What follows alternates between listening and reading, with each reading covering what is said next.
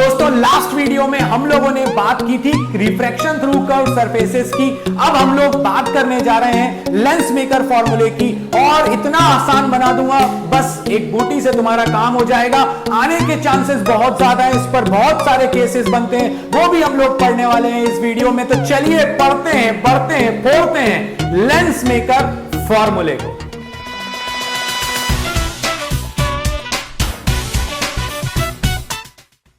जब हम बात करते हैं लेंस मेकर्स फॉर्मूले की, तो लेंस मेकर फॉर्मूले में हमारे पास दो कर्व सरफेसेस हैं। एक कर्व सरफेस है हमारे पास ये, और दूसरी कर्व सरफेस है हमारे पास ये।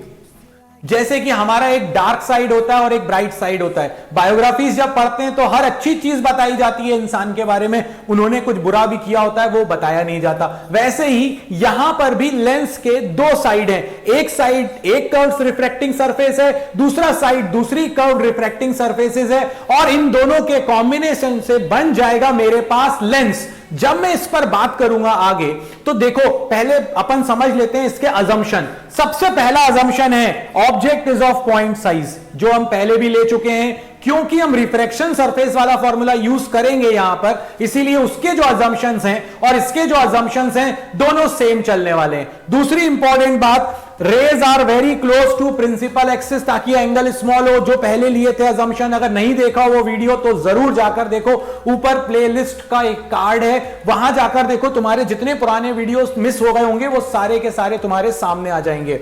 और जो लास्ट है वो है लेंस इज वेरी थिन, मतलब ये है ऐसा वाला नहीं है, मतलब मेरा चश्मा जो है नंबर ज्यादा नहीं है, थिक नहीं है, ये थिन लेंस है। तो थिन लेंस हम यूज कर रहे हैं, क्यों कर रहे हैं वो भी मैं तुमको समझाऊंगा। ये अजम्पशन हमारे डेरिवेशन को आसान बनाने के लिए है, इसीलिए हम इस डेरिवेशन में इन अजम्पशंस को मेंशन करना जरूरी समझते हैं और एग्जाम में भी जरूर करना। चलो अब बढ़ते हैं अपन कि होने वाला क्या है। तो यार बहुत सिंपल सी बात है, देखो जरा, ये मेरे पास पहली सरफेस है। अब अगर ये मेरे पास फर्स्ट सरफेस है, तो इस फर्स्ट सरफेस के लिए ये सामने रखी हुई है ऑब्जेक्ट ओ पर। अब ऑब्जेक्ट से चलेंगी रेज, एक रे ये चली, एक रे ये चली।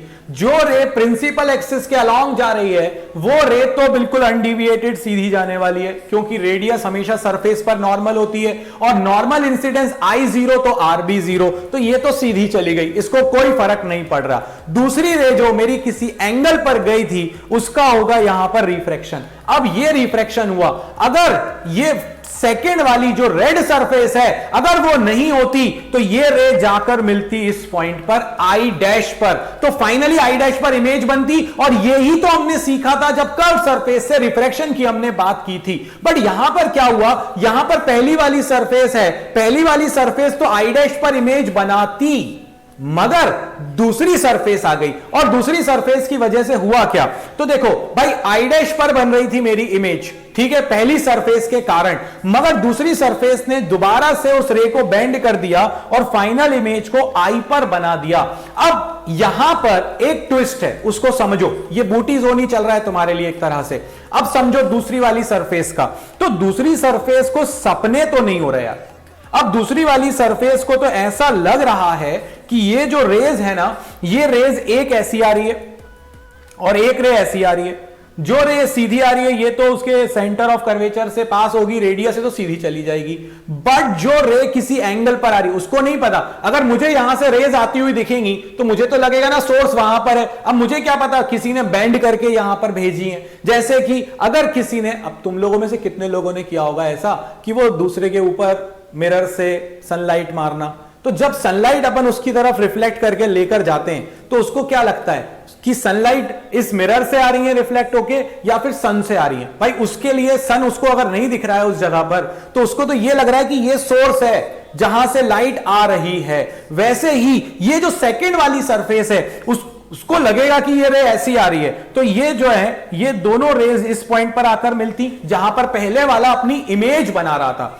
तो ये जो इमेज बनाने वाला पॉइंट है नहीं मगर बनाता, ठीक, तो ये जो I डैश वाला पॉइंट है ये वर्चुअल ऑब्जेक्ट की तरह काम कर रहा है। किसके लिए, सेकंड सरफेस के लिए। जैसे एक और एग्जांपल देता हूं तुमको, अगर सपोज करो एक रे ऐसी आ रही है और एक रे ऐसी आ रही है, ये दोनों कन्वर्जिंग रेज हैं। सोर्स से निकलने वाली रेज तो जो होती हैं वो डाइवर्जिंग होती हैं, ये तो कन्वर्जिंग है, तो हमें ऐसा लगेगा कि ये इस पॉइंट से आ रही हैं, तो इस पॉइंट से आ रही हैं या उस पॉइंट की तरफ जा रही हैं। तो ये जो पॉइंट है ना हमारे पास, ये पॉइंट काम करता है एज अ वर्चुअल ऑब्जेक्ट। अब समझ में आई बात? अगर मैं यहां पर लेंस रख दूंगा यहां पर, तो ये जो पॉइंट है, this point will act like a virtual object. अब अगर अपन वापस अपने डायग्राम में आ जाएं, तो इस डायग्राम में देखो, ये जो आई डैश वाला पॉइंट है, वहां पर ऐसा लग रहा है सेकंड वाली सरफेस को, क्योंकि एक रे ऐसी आ रही है, एक रे सीधी आ रही है, तो उसको लग रहा है कि वहां पर ऑब्जेक्ट है। तो ये जो आई डैश है, आई डैश विल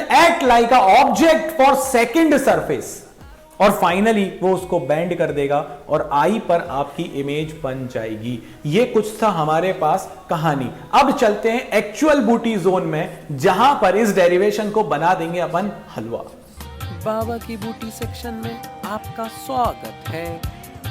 तो भाई सबसे पहली बात, बहुत सिंपल सा लॉजिक है। मैं साउथ इंडियन हीरो नहीं हूं, मैं किसी भी साउथ इंडियन के सेंटिमेंट्स को हर्ट नहीं कर रहा है ना, मगर क्या होता है ना, उसमें खड़े होके वो एक साथ 10, 12, 15, 20, कई बार तो 50 को उठा के फेंक देते हैं एक बार में, वो थोड़ा सा पॉसिबल नहीं है। यहां पर वही बात है, मैं साउथ इंडियन हीरो नहीं हूं, पहले एक सरफेस को लूंगा फिर दूसरी सरफेस को लूंगा, ठीक है, बस इतना ही कहना है। तो consider one surface at a time, ठीक। फर्स्ट वाली सरफेस के लिए ऑब्जेक्ट था ओ पर, इमेज बन रही थी आई डैश पर। जब फर्स्ट को इमेजिन करेंगे सेकंड को भूल जाएंगे। तो देखो गौर से, फर्स्ट वाले के लिए ये ऑब्जेक्ट है और ये फाइनली आई डैश जो है वो इमेज है। तो आपके लिए ऑब्जेक्ट डिस्टेंस क्या हो जाएगी? u, और इमेज डिस्टेंस क्या हो जाएगी आपके पास? v डैश, ठीक है। सो ऑब्जेक्ट डिस्टेंस हो गई u, इमेज डिस्टेंस हो गई आपके पास v डैश। अब चलते हैं, बात करते हैं सेकंड सरफेस की। तो सेकंड सरफेस के लिए ऑब्जेक्ट कहां पर बैठी हुई है? सेकंड सरफेस के लिए ऑब्जेक्ट बैठी हुई है आपके पास आई डैश पर, क्योंकि वहां लग रहा है, और फाइनली इमेज कहां बन रही है? आई पर। तो ऑब्जेक्ट डिस्टेंस क्या हो जाएगी? ऑब्जेक्ट डिस्टेंस हो जाएगी v डैश, और इमेज डिस्टेंस क्या हो जाएगी? v। लो साहब, आपके पास कहानी खत्म हो गई। अब आ जाओ जल्दी से सेकंड वाले पार्ट पर बूटी के, apply refraction through curve surface formula.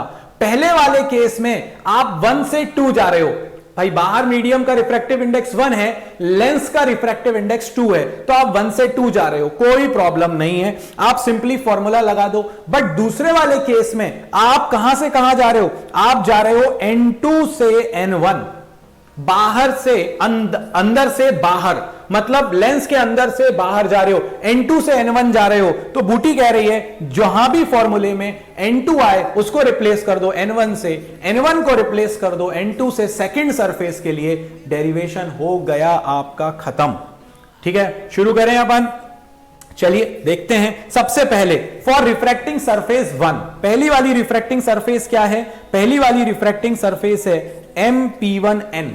अगर मैं MP1N की बात करूं तो ऑब्जेक्ट मेरे पास क्या है? ऑब्जेक्ट डिस्टेंस है u, फाइनली इमेज बन रही थी आई डैश पर, तो इमेज डिस्टेंस हो गई v डैश। मैंने लिख दिया रिफ्रैक्शन थ्रू कर्व सरफेस का formula N2 minus N1 upon R1, पहले वाले की रिफ्रैक्ट जो अपने पास रेडियस ऑफ कर्वेचर है वो होगा R1। So N2 minus N1 upon R1 is equal to N2 by v। v की जगह पर क्या है? v डैश, और u तो u ही है, ठीक। इसके बाद रिफ्रैक्शन थ्रू सेकंड सरफेस की जब मैं बात करूंगा, तो भाई मैंने कहा था ना, अब आप 2 से 1 जा रहे हो, पहले 1 से 2 जा रहे थे, तो देखो यहां पर मैंने N1 को रिप्लेस कर दिया N2 से, N2 को रिप्लेस कर दिया N1 से।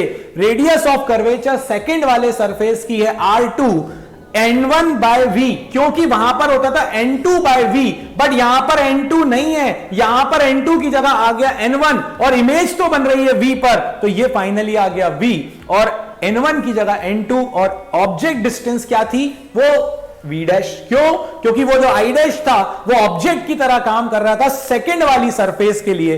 आपका फॉर्मूला आ गया। इसके बाद प्रॉब्लम V डैश से है, V डैश तो चाहिए ही नहीं फॉर्मूले में, तो मैंने दोनों इक्वेशंस को ऐड कर दिया।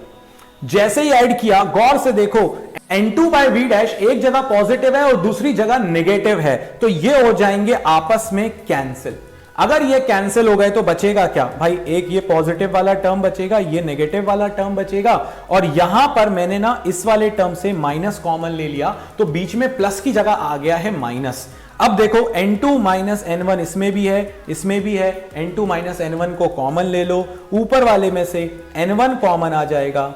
ठीक, ये जो अब मैं लास्ट स्टेप बता रहा हूं, this is very important step, एक मार्क लूज कर दोगे। 1/v माइनस 1/u की जगह गलती से भी 1/f मत लिखना, आप ये बताना, क्योंकि लेंस तो अभी बना ही नहीं है, तो इसीलिए आपको क्या लिखना पड़ेगा, when object is at infinity image formed will be at focus. इसीलिए आप जैसे ही इसमें u की जगह पर इंफिनिटी, v की जगह पर f रखोगे, आपके पास आ जाएगा ये एक्सप्रेशन। n1 को डिवाइड में ले आए और सेपरेट कर दिया, n2 by n1 minus 1/r1 minus 1/r2 as n2 by n1 is 1n2।